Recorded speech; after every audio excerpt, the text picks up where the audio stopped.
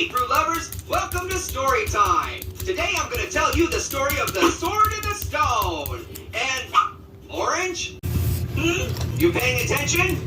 Yeah. Stone and the sword. Got it. It's the sword in the stone. I'd expect my co-host to pay attention a little better than this. Why do I pay attention when there's the sunset outside? Like, how often does that even happen? It happens every day. Oh, right.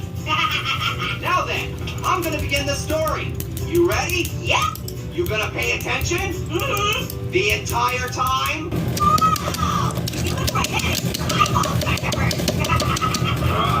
Well, the show must go on. Once upon a time, long, long ago, the King of England died with no heir. That makes sense. If you don't have air, you're definitely gonna die.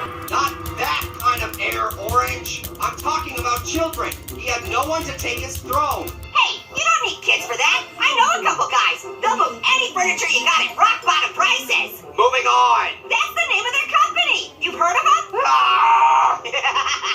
Anyway, shortly after the king passed away, a sword magically appeared in the middle of London. It was stuck into an anvil, and it had an inscription. Oh, let me see if I can read it. Whoso pulleth out the sword in the womb. Those are S's, dude. That's how they wrote them back then. Those are S's? What the F?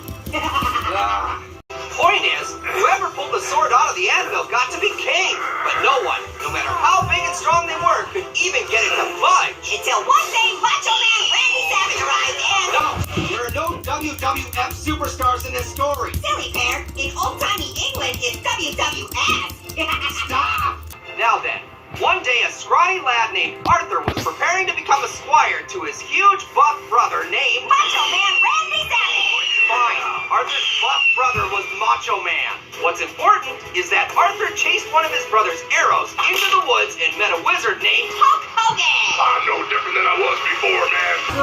Orange, will you pay attention to the story if it's filled with WWF superstars? As a matter of fact, it's the only way I'll pay attention. Whatever. Hulk Hogan proceeded to teach Arthur a bunch of lessons about life. Like how to do a pile driver. Sure, why not?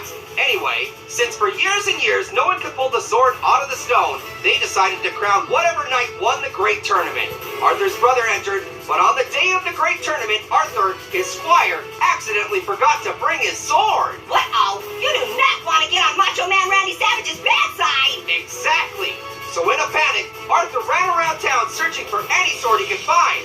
Finally, he spotted one and grabbed it. And wouldn't you know it, it happened to be the sword in the stone. Arthur, of all people, was the first and only